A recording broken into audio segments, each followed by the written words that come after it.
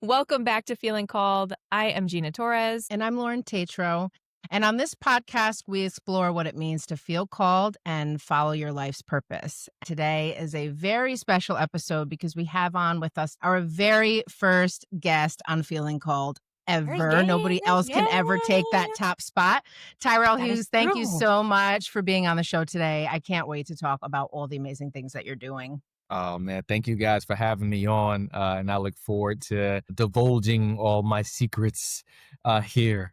But thanks for having me on, and I can't wait because being passionate about what you're called to do is very important. So thanks for having me on. Absolutely. And so for our opener, what we're going to like to do when we open is ask the theme of the week, which is a question. And this week's theme, since we just had the Bieber moon, since we're in pre-retrograde territory here, what emotions are you blaming on the moon this week? We're hitting you right out the gate, you know? Blame it on the moon.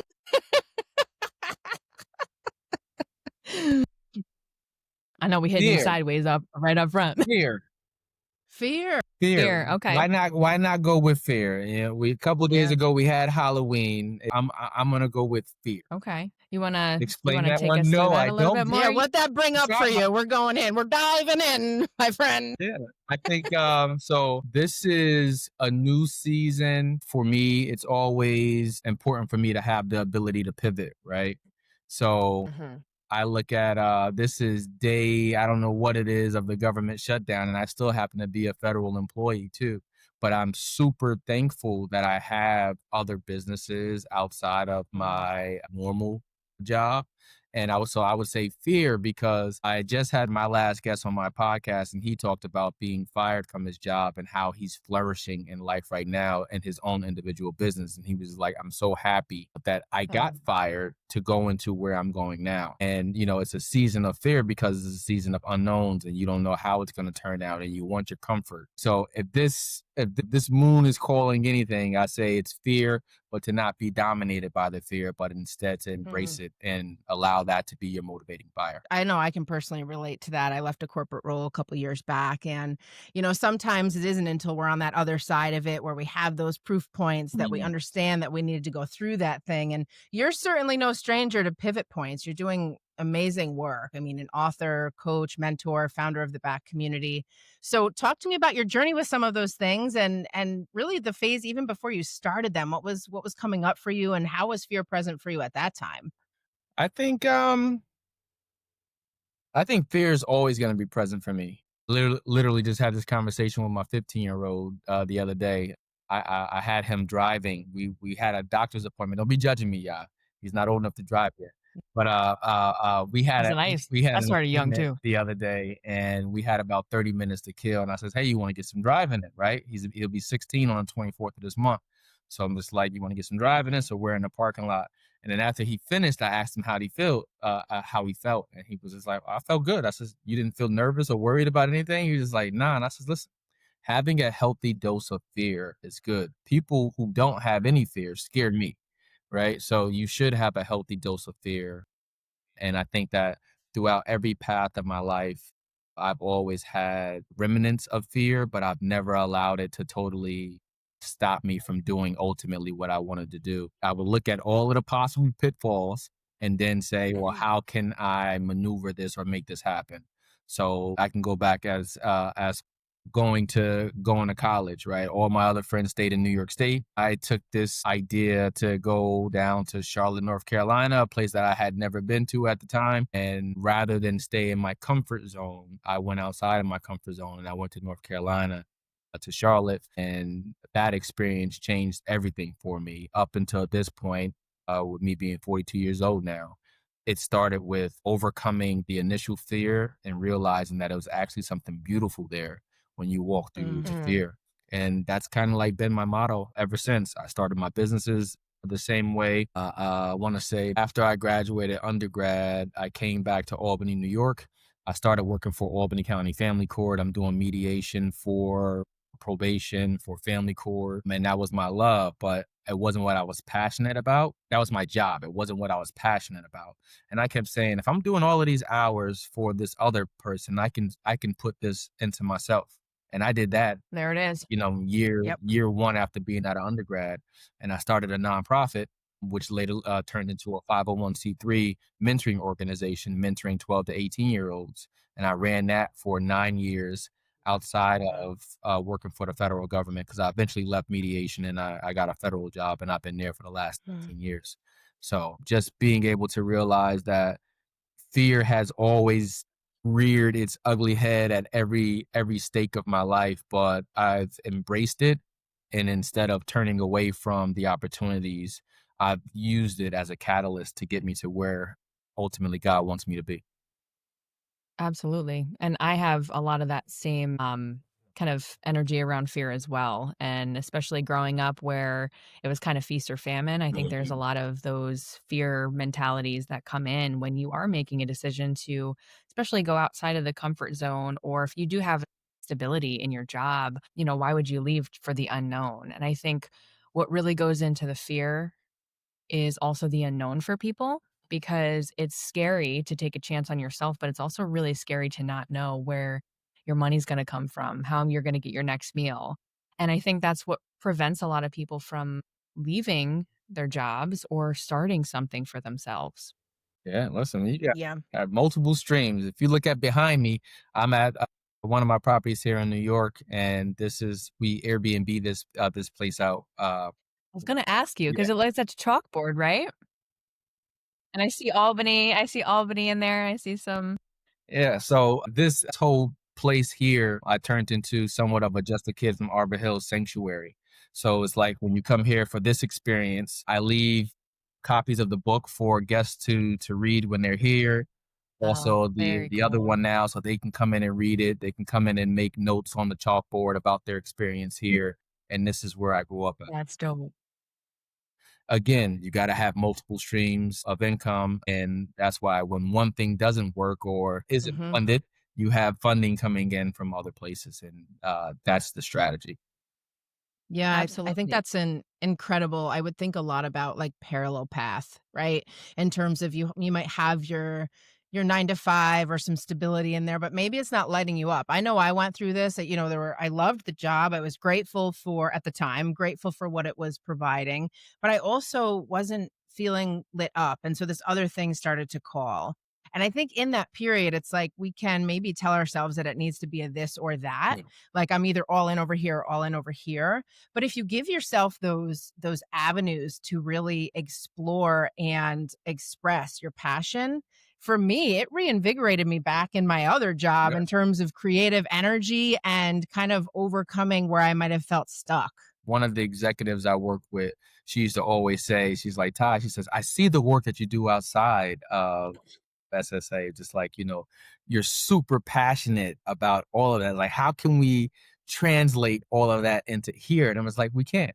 I keep it separate for a particular reason because, Mm, that's stability. This is passion. This is love. And by the grace of God, for 19 years, I've been able to keep it all separate and compartmentalized. This is how I show up here. This is how I show up in these other spaces. And it's a little bit of overlap, but Mhm, to be able to say like sometimes you're not going to be your best self or you're not going to get everything you want out of your corporate job, right? And I told my niece the mhm, same story, like you don't need to get everything your all of your passions out of your job. Very few people have that, but what you do need is stability at a time where we're seeing people lose stability left and right. So mhm, mm. until you can make the things that you're passionate about replace totally your income from your 9 to 5, use your 9 to 5 to funnel into and to fund those other activities to build those up. And it's a winning strategy. Absolutely. Totally agree with you.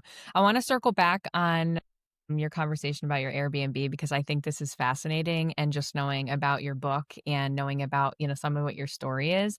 I definitely want to connect those two. So for anybody who is listening who wants to kind of know about why you started and what just a kid from Arbor Hill really means for you. I want to kind of go back to that spot and then create how you got this Airbnb. If I was to say this was always part of the plan, I would be lying to you both, right? It's really a culmination of allowing life to life and realizing that mhm, the opportunities that are supposed to open up will open up for you. So I grew up here in Albany, New York. I grew up in the Arbor Hill community where I was a part of a little bit of everything. gangs, street life, chasing girls, you name it, every possible experience that you would think of in the urban area. I experienced even leading up to my senior year in high school. I got kicked out of high school midway through my senior Mm, year for carrying a knife. And those experiences ultimately forced me to learn how to take accountability for myself early on in life and realize that it wasn't nobody going to come save me but me. So I always knew that when I got to the place that I felt comfortable, I wanted to be able to help out others. And ultimately, that's been a passion of mine since I was in seventh grade. I always said I want to open up my own business that employ the youth. I realized why I got so involved in the streets because I didn't want to work at McDonald's. I mean, no shade to McDonald's, Yep. but it seemed like the only jobs that I had available were cleaning jobs or working at a fast food restaurant. And for me, Mhm. I decided with my brilliant idea that the streets were a better option than both of those. And it led me down that path until I got a chance to experience enough of death and people going in and out of jail and heartache to realize that that wasn't what I wanted my story to ultimately be. I said after I got kicked out of school, I ended up finishing school at night school. I still graduated from Albany High on time with the rest of my classmates. I got a scholarship from, at the time, a program called Sponsor a Scholar, which is now called 518 Elevated. And they stuck Okay. with me. Shout out to Deb White, who's now deceased. But Deb White, even when I got kicked out of school, she didn't give up on me. She was just like, Mm. Tyrell, I still believe in you. They still let me get my scholarship, and I went away to Charlotte, North Carolina, and the rest was history for me. It was just like, all right, not too many people get the opportunity to go through a lot of negative experiences and make it into something positive. So part of my life Mhm. story has been, how do I share that with other people? I know too many other young men or young adults in general who have similar stories, but never are able to translate that negativity into something positive. So when I started mm, my first job, like I said, was mediation, but I realized it wasn't my passion. My passion was working with the youth, and that's how I started my nonprofit. And we started it as a student organization at Johnson C. Smith when I was an undergrad. And then when I graduated, the plan was the five of us who started it, we were going to open up our own, it was called Model Men Organized to Develop, Empower, and Lead. We were going to open up our own Mm. model in every city that each one of us landed in. Just so happened that I was the only Wow. one who actually did it. And I got everything incorporated as a 501c3 here in Albany. And then we opened up a branch in Long Island and back in Charlotte. And that was love. Wow. I'm pouring into the communities that I felt needed the most to get poured into because I felt like I could be the representation of what I missed at the time. And that's always been my driving passion. How do I help people? So, they say social entrepreneurs. I'm always looking for opportunities that make sense, but also can connect back to ultimately what it is that I love. So if you look at the Airbnb, it's a home here in the Arbor Hill community. My wife and I totally renovated this house. You get this experience. Every person that has been here, I always say, I do not feel like I'm in Arbor Hill. I feel like I'm in a completely different place. Like I said, we renovated the entire house. I have a long-term tenant who lives upstairs, and then we Airbnb, or this is where I stay for the most part when I come to Albany. I happen to not believe that. I think everything that you should do should be a luxury experience. And say so when people come here, oftentimes I would say Arbor Hill would never like be the place that you're choosing to come. But I've happened to have guests come in from all over the place, and when they're here, like, man, I feel like I'm in a completely different place from here.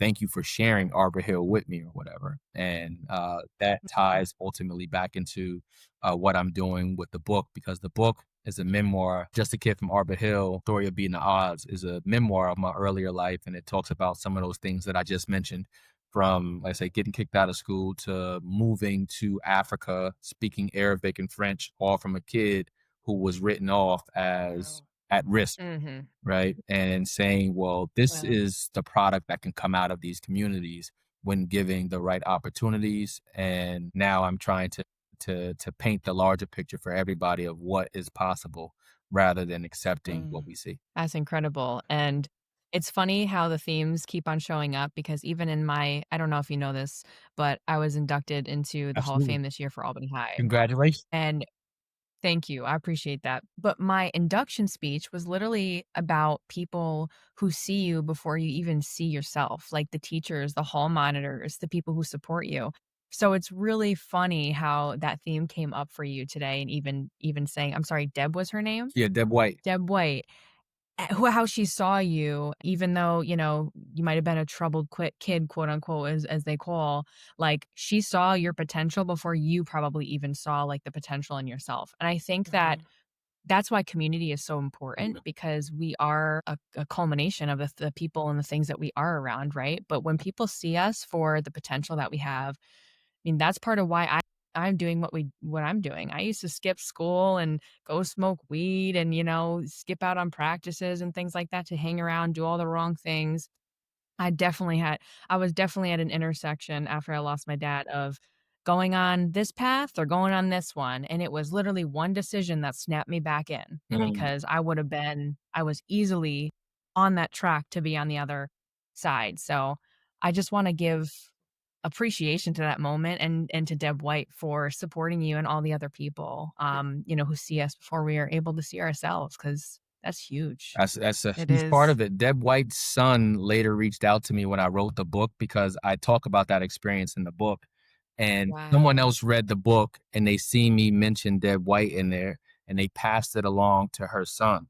He ended up reading the book and he reached out to me at the time he started working for, I think he was a board member for 518 Elevated. And he was just like, Tyrell, he says, reading your book just shared another piece about me, about my mom that, a lot of people didn't know, a lot of people didn't see.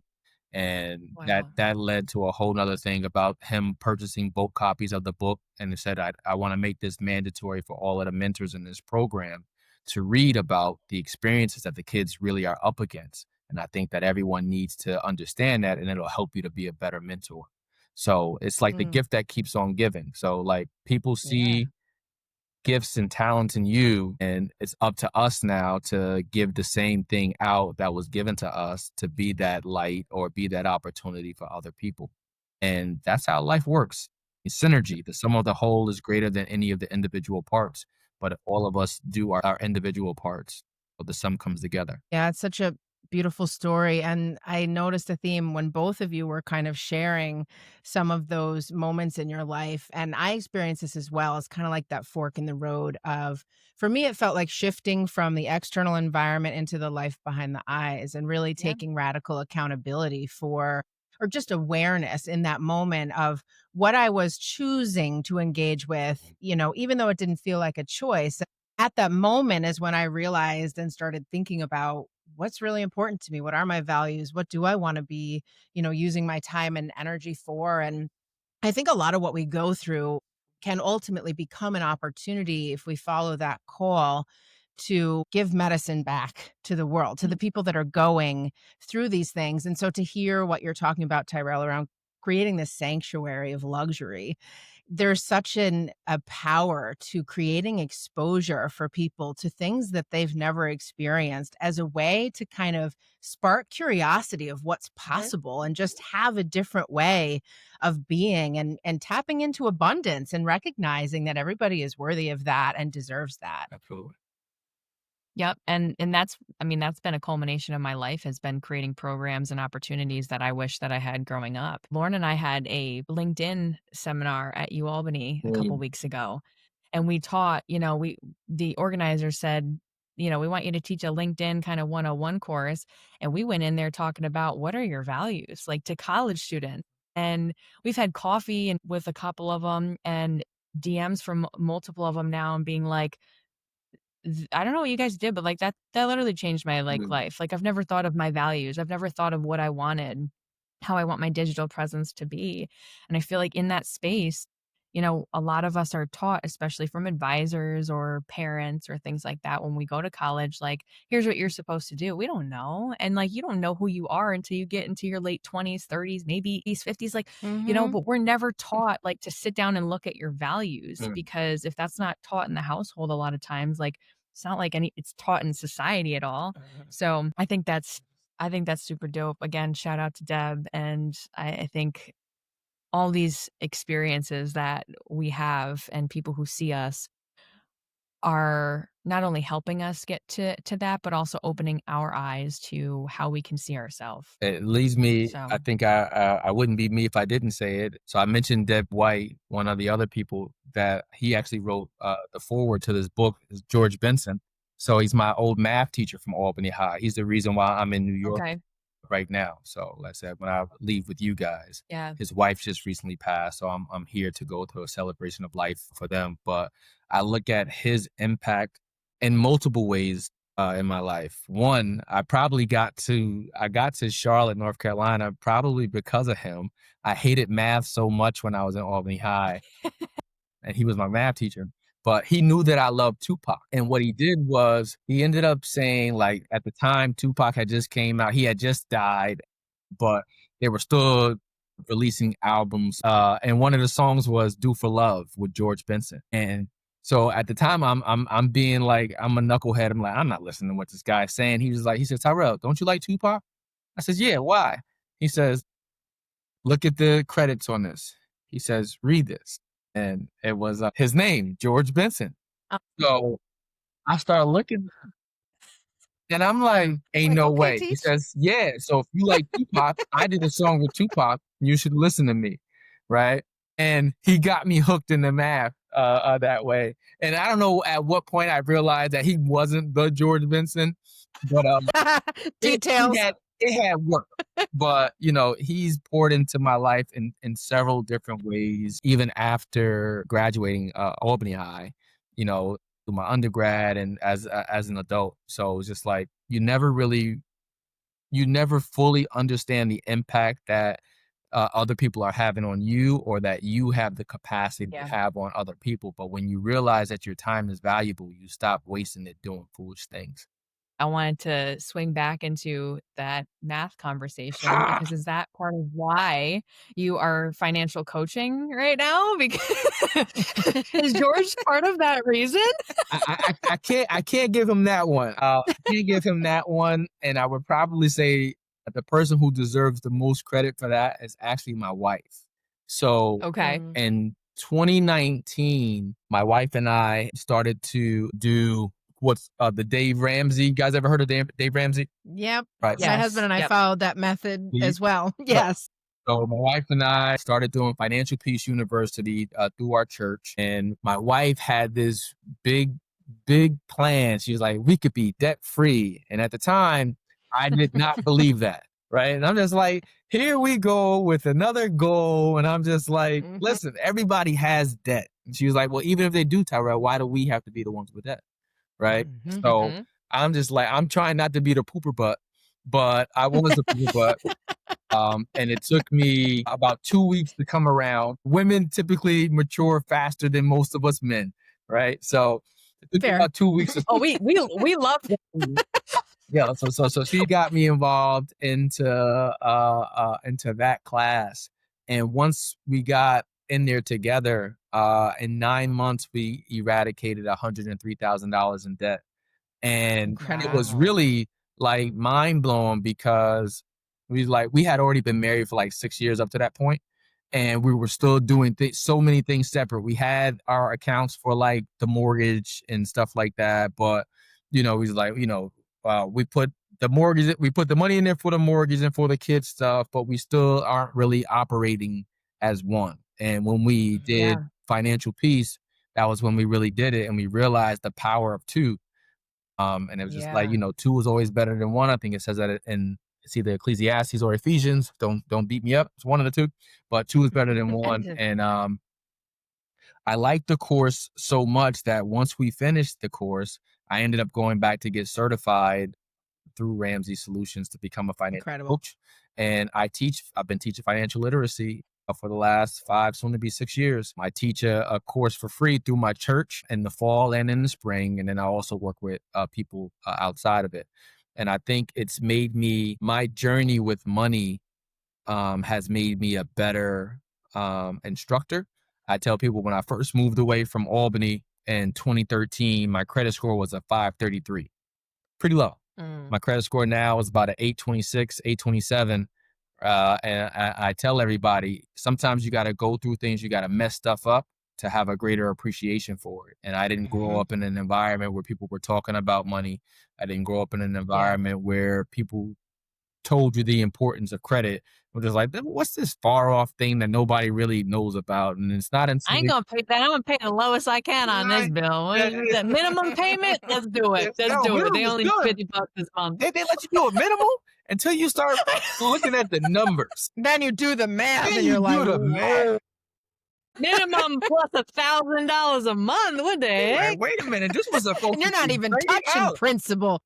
No. But once I started to understand that, I also realized that there are populations of people who truly don't understand that financial literacy is a life or death situation. It affects where you live at. It affects your interests or the rate of a loan that you can get. It affects the type of foods that you have access to, depending on a lot of things. It affects the jobs that you can apply for, if you have bad credit or not, stuff like that. So I got certified, went back and started to teach the class. And I always tell people that managing finances is a life journey.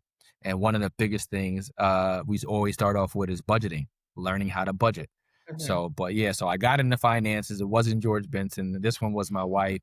And at my job, I'm a financial analyst as well. I oversee like a $266 million budget. And my job is to inform our executives of which investments probably should get pushed forward, which investments we're not getting an ROI on. And, I'm the liaison between the people who make the product and the executives who have to talk about it. So, for someone who hated finances, is all over my life now. Look at you now.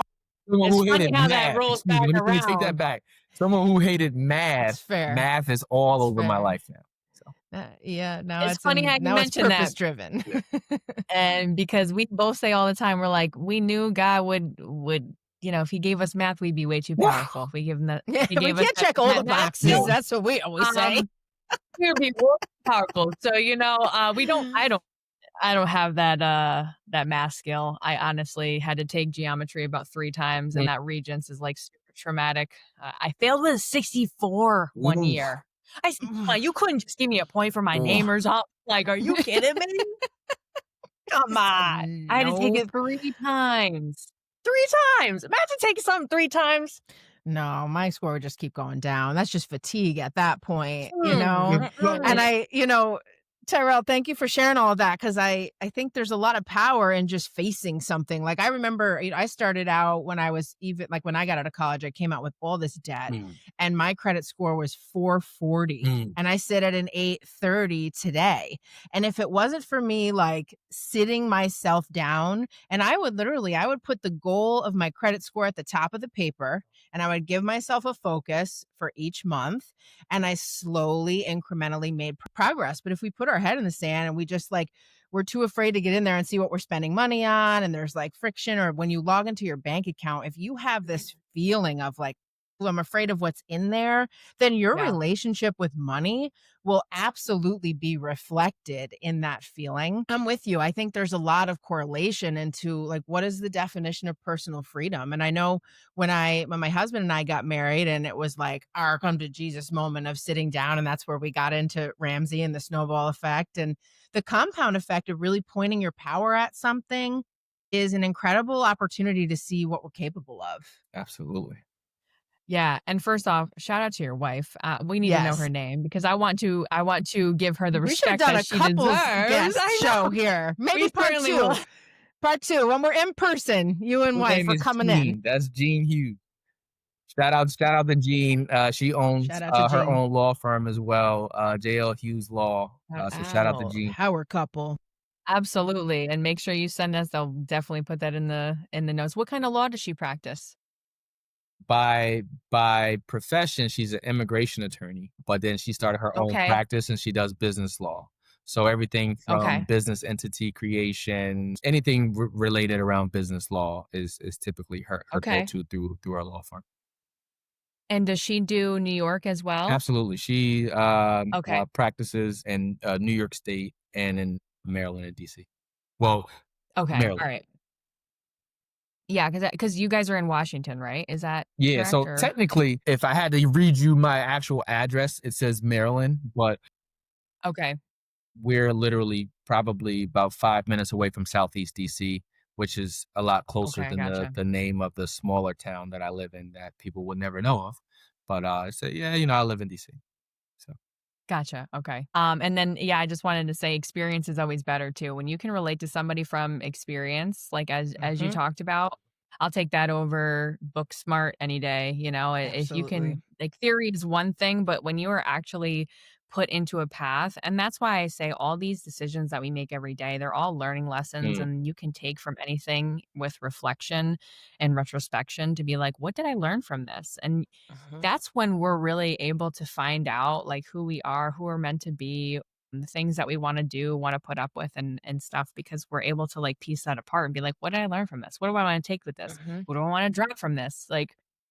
I have found that we're in such a state of like consuming information, right? So if you're hopping from like one thing to the next and you're absorbing all this really good information and you're not putting anything into action, like giving that an outlet, and lose it. for me, that's where anxiety lives because then it's this feeling of you're not doing enough and you're behind in something. And now you're just gobbling up everybody else's ideas. And where's the space for your own original take on whatever the passion is? And I think that's the ripple of authenticity that is a magnet for those that really feel the heart behind what you're doing, why you're doing it. And it's not just to kind of mimic what people are doing around you. Yeah. You just said a word, Lauren, that resonates with me so much. Authenticity is everything. Mhm. I am wearing a brand right now. I very rarely wear other people's brands anymore. I tend to wear my own now. But this gentleman here, Nipsey Hussle, his Crenshaw and All Money In. I love Nipsey Hussle. I loved everything that he talked about. And at the essence of what he talked about was owning everything, right? So Mhm. vertically making sure that if you're an artist, you own everything. You own your masters, you own the Mm. the mechanisms, and when your music is coming out, you're involved in. You got multiple assets, you got real estate, you got all of these other things, right? But he's always stressed that authenticity was his main ingredient. Just like, I'm not trying to Mhm. move away from who I am. I'm a Crip. I'm part of the Rolling 60s. I realize that that's where I started at, but that's not where I'm going to stay. And he ended up Right. coming up with a global experience. The marathon continues, and still been going on ever since he passed away. But he stresses authenticity so much, and authenticity means so much to me. So, Lauren, when you said authenticity, it was like, Mm. all right, now we're going right in my alleyway, because if you think Yeah. about what you guys did at U Albany, talking to the students and talking to them about values, what you were really helping them to see and to focus in on, or to find, was what makes them their authentic self, right? Mhm. And when we can be our authentic selves, we show up better. When I go to work, when it's not shut down, when I go to work, I show up as my authentic self. And Mm. they there couldn't be another Tyrell in that room. So if I choose to show up small and not be my authentic self, the people in the room won't get the effect that they're supposed to get. Like, hey, have you guys thought about this? I'm wired Mhm. differently than somebody else because of my experiences. And if I can show up as my authentic self, I can bring that to every space that I'm in. But if I don't know who my authentic self is, and if I'm dealing with, Mhm. what's that thing they call it, where they say people have when you don't show up like Imposter imposter syndrome syndrome. There you go. or Thanks, Lauren. yeah, No, okay. so yep, Yeah. yep. That listen, And no, I was like, no, I think that's the one. That's a we common clicked one it now. there. We clicked it. Thank you. So you can have imposter syndrome, and it's just like, take the time, do an introspection of yourself, figure out what it is that gets you going, and figure out Mhm. how to add those principles, those values, to create your own level of authenticity. Because for so long, I didn't want to be positive. I embraced the streets. I embraced Yeah. negativity, partially because I always thought that in order to be positive, I had to be a square. I couldn't be Mm. my authentic self. I couldn't still have street credibility. I couldn't still be liked in all of these circles. And what I realized was that I could still be positive. I could still move forward. I could still attain goals, and I could still maintain my authenticity. So I can show up in Mhm. every community, whether that's in Albany and Charlotte, out of the country, and I can show up Mhm. as my authentic self, and I never have a problem wherever I'm going. And once I realize that I can still be positive and keep my authenticity, it helped me to be a better man, a better father, a better businessman, a better human being. And that's what I teach to other people. Figure out what makes you authentic and stay true to your path and your lane and your goals.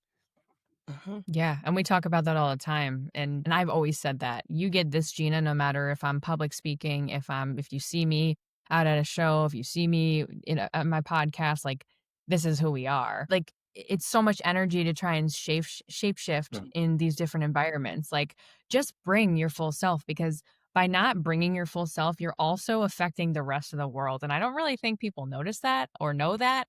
But when you're not true to who you are and really know that and encompass all you're supposed to be in your purpose here, you're actually doing the world a disservice, and not because you're not teaching what needs to be taught. You're not learning what needs to be learned. You're not able to take on those responsibilities or purposes that you're here to literally share, or your gifts as well. So thank you for bringing that point, because I totally agree. And authenticity is super important to our brand and everything that we do, because without that, especially now, like, it's getting more Boring. and more clear, um, AI. who's authentic. Mhm. Yeah, who's authentic and who's not, and people really do like you for you. Mhm. And I think that Mhm. is just the important piece, but finding you and finding who you are, that's a self journey, and that is Yep. something that those values and, who is Tyrell, who is Lauren, like, behind Mhm. everything else, not just the social structure, the social things that we've exposed to our environment, but who am I? Who am I here to be? What purposes am I here to fulfill? And also, what are my gifts? And how do I tap into that in a way that, shares it with the world? Like, that is what the vision of this earth experience, this human experience is here for. So thank you for mentioning that. Yeah, I think it ties perfectly and kind of full circle back to the first theme that kind of emerged in our conversation around fear. Mm, And sometimes when stepping into your authentic self, particularly if we've been conditioned to want to show up in a way that we think the room expects mm, or what they need from us in that moment, there can be fear around kind of breaking that mold. And I know that that's very real, particularly if the environment is kind of all conditioned that way. There's not a lot of people kind of stepping out and going first in that space. And that is the secret sauce. It is what drives that. I always say with AI, human consciousness cannot be replicated. Our Yeah. unique spiritual impact and what we're meant to do on this earth, it's like a fingerprint for each of us. And the closer we get to that, the closer we become to really, like you said, Gina, making sure that we're not hiding from the world our gifts and our ability to make an impact. So, Absolutely. thank you, Tyrell, for sharing all about your journey, your impact, what's important to you. I know that our ability to have these conversations in a very genuine, real way really activates our listeners. We hear from them all the time. A lot of people are suffering in silence, and that fear can be very crippling. So, thank you for the work that you're doing and for being here with us today. thanks for the space. Yeah, absolutely. And so as we kind of close this out, do you have anything that this is open mic time? So if there's anything that you want to share for plugs for any events that you have coming up, I know the expo's next weekend and things. So tell us all the things. And then I will also share them all in the show notes too. If you're looking for me, you can find me Facebook, Instagram, YouTube, Tyrell Hughes. Instagram is the official Tyrell Hughes. Like I said, outside of my main job, I run the back community where I do a bunch of consultant work, and then I have a cleaning business that we started in March. So I hope to, if it continues to go well in the DMV area, I hope to bring it to the capital region as well. So we named it Capital Area Cleaners because the eventual goal was actually to bring it back to the capital area as well. Love it. So, Love that. I'm in DC Okay. where that's the capital. I'm in I see Albany. your brand strategy over Listen, there. listen. You ain't If no rookie. I listen, you need a for everything. I got a reason for everything. And Mhm. then even Mhm. I'll leave it with going to the book. My original book came out in 2022 and it's still doing well and it's opened up so many doors for me. But this book was turned into 16 individual kids books. And The Big Chop is the first of that series to come out. The second one is actually in production right now. and just realizing how, Incredible. like I said, sometimes you don't have to have the entire vision all at once, but if you continue to do the small pieces and make space for things to naturally align, you can start to live a purposely driven life. Mhm. Like, so this Mhm. memoir was 16 chapters, which is now turning into 16 individual kids' books. I started the Wow. back community, the business, and when it was just supposed to be a podcast, and I'm doing something similar to what YouTube are doing, and I'm highlighting other individuals. That turned into, well, what else do we need? So just like, well, I teach financial literacy. Let me go ahead and bake that in there. I now know how to write a Mhm. book. Just like, let me teach other people how to do that. And then I've been mentoring for over 20 something years. It's just something that comes natural to me because my experiences have forced me to learn through trial and error. And it's made me a better teacher, a better friend, a Wow. better mentor. So I'll be Absolutely. back up in New York next Saturday for the Capital New York State Black Expo. If any of you guys are here in the Albany area, come check us out. You can always find me online at thebackcommunity.info. You can buy merch, you can buy books, you can book me. If you happen to need any help figuring out where you want to navigate and where you want to be next in life, I might be the person to help you do that. But I That's really just want to say amazing. thank you to both of you guys. Feeling called and being called and doing what is purposeful to you is the greatest use of your time. So thanks for Mm. focusing in on your platform on trying to get others to realize their value. As a writer now, I tell everybody there's value in everybody's story. Your story doesn't need to sound like Absolutely. anybody else's. Your just story needs to Mhm. be authentic to yourself. And there's somebody, there's some group, there's a tribe for everybody that you're destined to connect with. Yep. Mhm. Find your story, find the right people to put in your circle, and live a purposely driven life. Mhm. Yes. Yep. And we forgot to mention one of the biggest things in this entire thing is that your book is going in Lakebound Yes. Bookstore, which is our Yeah, it other is. We gotta do a client. live reading. We gotta do all kinds of stuff. It's I incredible. realized that. I was like, oh my God, we forgot to mention this. Tyrell, are you doing keynote speaking? Absolutely. I've been Okay. keynoting since before I got Yep. out of undergrad, but definitely it was, Excellent. yeah. Okay. All right. I'll keep that because, yeah, you're phenomenal. And I know there's always places looking to book top talent. And even some of your knowledge in the publishing space, True. Gina and I will definitely, Yeah. I want to continue these conversations because we are forming some aligned partnerships around translating that knowledge into bonus content and other things for our audience and a place for plugging additional revenue streams for other people. So we're really big on making sure that it's a total ecosystem of what we're building. So I'm sure this is the first of many Let's conversations. go. Let's go. Shout out to Lakebound Bookstore. I'm actually, I did get an email back from Amanda. She told me to stop by today. She said she may be out, but Pat may be around. So it looks like I'm going to Okay. be stopping there when I leave the celebration of life, and I'm going to drop some copies there for them to have. So thank you for that plug and that opportunity because it's always important to Absolutely. be into more spaces and you realize that sometimes you think that it won't connect and you find out that it does connect and we have more in common with other people than we like to admit sometimes. And sometimes you have Mm, Oh, to yeah. be put in a space or to read something to go into somebody else's world to remember some of the things that you've experienced to go Absolutely. through. So I'm yep. looking forward Absolutely. to the opportunity with Lakebound Bookstore and thanks for making that plug for me. Yes. So if you are going to Lakebound Bookstore, please visit the local authors corner and go see Just a Kid from Arbor Hill. Take a look at it, read some, sit in a corner, buy one. And then also the Big Chop is going to be in there too, Yeah, right, I, Terrell? I I brought copies of both to make sure I can put them in there. Perfect.